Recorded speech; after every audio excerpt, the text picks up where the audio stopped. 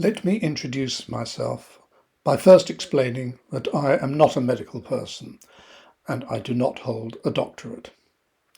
By background, I am a UK qualified accountant who decided to move into management consultancy, and I ended up working in international development for over 45 years.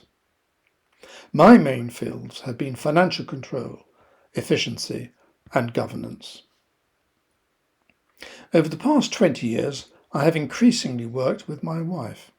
She does have a doctorate in psychology, and she has worked all her life in the health sector internationally, in reproductive health and in the planning, implementation and monitoring of disease programs, mostly HIV, TB and malaria.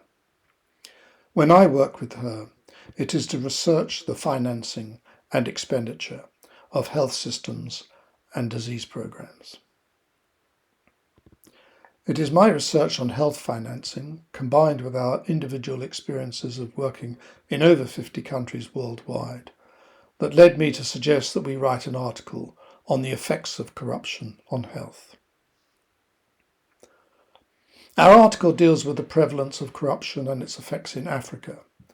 We decided to focus on Africa because the topic is too big to deal with on a global scale. It particularly affects the development of many African countries. And despite much research and writing on the subject and the various initiatives to counter it, corruption in Africa appears to have increased. The Transparency International Perception Index for 2023 showed an overall decline in Africa compared with 2015, when the new index format was established.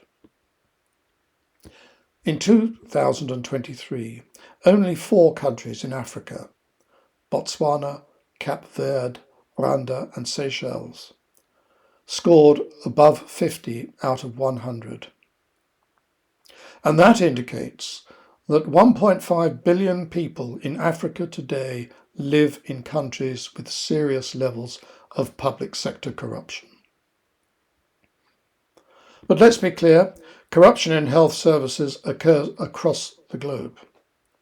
For example, here where I live in the UK, the COVID-19 inquiry, among other matters, is looking at the pandemic procurement processes that saw multiple scandals over lucrative government contracts for the provision of personal protective equipment.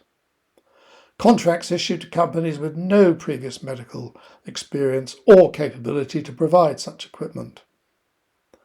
And just one of those contracts, worth £203 million, is now the subject of a criminal investigation.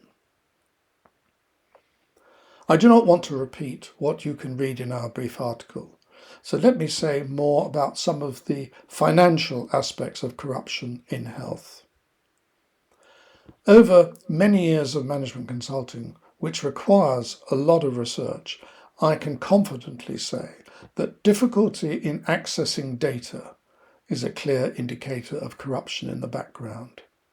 And despite the many years of efforts on the part of WHO, the Global Fund and other international bodies, there continues to be persistent difficulty in accessing reliable information on the funding of and expenditure on disease programs and the health sector generally. In 2017, WHO called for all countries to produce annual health accounts. The lack of response to that call, and in fact a deterioration in the number of countries producing such data, is very telling indeed. Information on overall health expenditure is slow to emerge, and it is only very recently that data for 2021 have been published by WHO and the World Bank.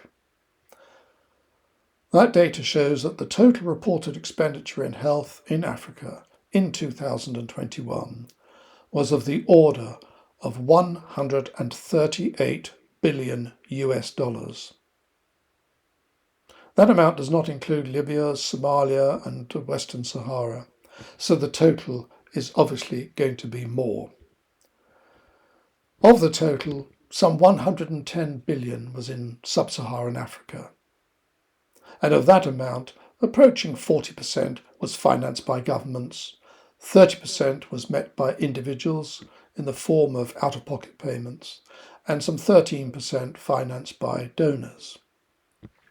There is a degree of uncertainty about the levels of government and donor funding because some governments report expenditure made by them that was in fact donor funded. Incidentally, the proportion of external donor support has doubled since the year 2000. But over the period since then, the large majority of African governments have failed to meet their Abuja Declaration commitment to spend at least 15% of total government current expenditure on health. In fact, in 2021, government expenditure on health in 16 countries was below the expenditure percentage of that in 2000. Donor support is principally directed at disease programs and overall finances about 50% of those program costs. International donors, who are keen to ensure that their funding is applied appropriately, have had to initiate rigorous processes for reviewing and checking the validity of disbursement requests before final approval and payment. This has added to the time for processing payments and to the cost of administration. Let me give an example.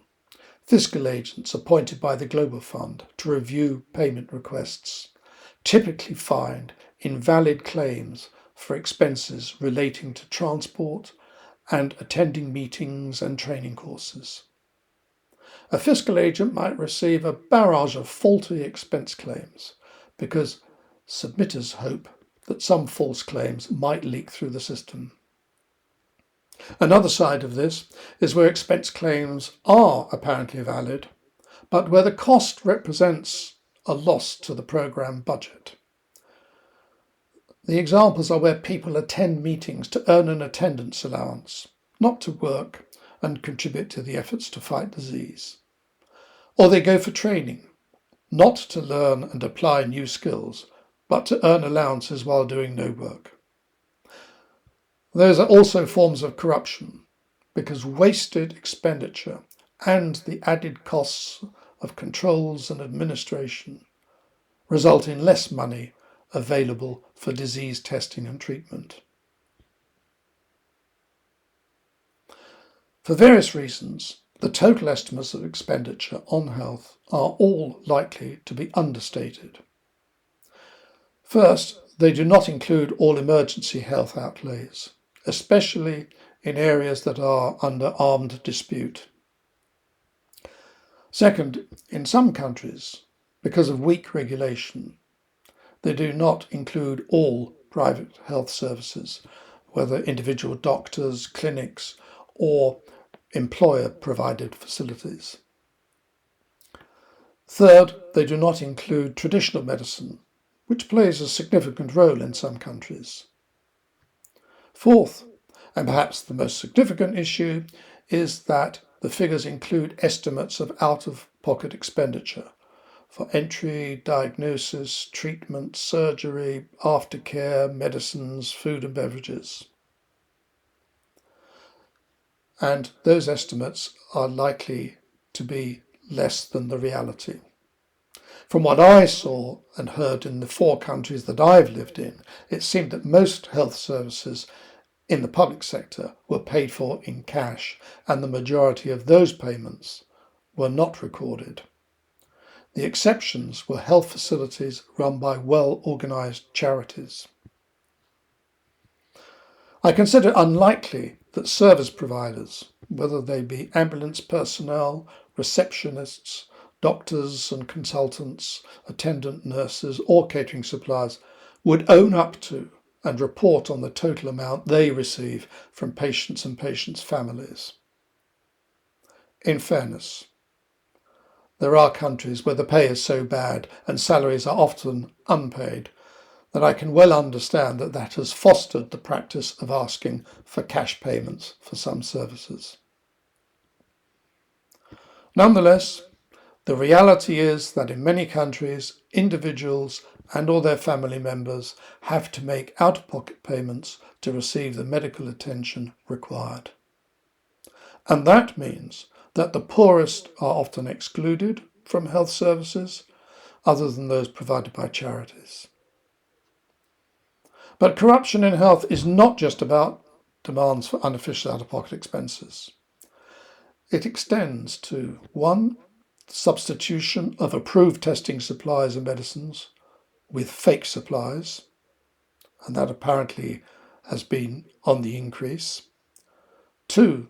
The misuse of assets, whether they be medical equipment, medicines, or other assets, such as transport, to raise cash or use for unapproved purposes. 3. Non-transparent processes for awarding contracts for supplies or capital projects that result in avoidable expenditure and/or poor delivery.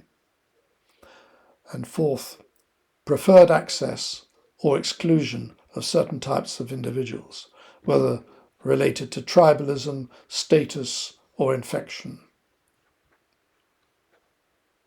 Now, the expenditure figures I mentioned are only estimates for 2021. This year, 2024, we are talking of much more. Based on recent trends, the reported health expenditure in Africa is likely to be in the order of $160 billion. Even if that's an underestimate, that is a huge amount of money. And I think it's time to consider how to combat corruption and make full use of the money that's available to help all people in need of medical care. As we say in our article, the main reasons why efforts to fight corruption have not yielded progress so far are, firstly, that there are many in power who benefit from corruption and have no incentive to forego illicit gains. 2. Those in power depend on supporters, and some of those supporters are corrupt. 3. Punishment for being found guilty of corruption is very rarely applied, i.e., there is no accountability. 4. Ordinary people are reluctant to report corrupt practices because they lack the confidence that any action will be taken, they consider that officials are mostly corrupt, and, understandably, they fear retaliation. And fifthly, corruption has become endemic in some societies, such that people accept it as normal practice. Since it is evident that most governments are not going to address this issue, our article proposes using online media watchdogs to report incidents of corruption in health, whether they be requests for unofficial payments for services or any other of the corrupt practices described in our article. The COVID-19 pandemic highlighted the universal underinvestment in health, and nowhere was this more apparent than in Africa. The need for more investment is well understood, but is being held back by fiscal and other constraints. There is therefore a widespread call to improve efficiency in the health sector, to make maximum use of the available resources. However, there is a failure to focus on corruption, which is a major contributor to inefficiency. But worse than that, corruption is harming people. Corruption in health intensifies inequality, with poor people and other marginalised groups hit the hardest. And in countries where health services are plagued by corruption, women are more vulnerable to abuse by being asked for payment in kind, i.e. sexual abuse, and thereby deterring many women from accessing vital contraceptive, reproductive, anti- and postnatal care and child healthcare services. It is time to take more effective action to deal with this issue, including introducing heavier penalties for those found guilty, penalties which reflect the harm caused as well as the fiscal amounts involved. Effective action also requires a clearer definition and application of the requirements of accountability. And this means, in addition to punishing perpetrators, holding to account persons responsible for weak controls. Realistically, institutional action to deal with corruption will take a long time. But the digitalisation approach that we propose could help bring about some early improvement at the local level. We hope you agree and will support more action to tackle corruption in health. Thank you very much for your time and attention.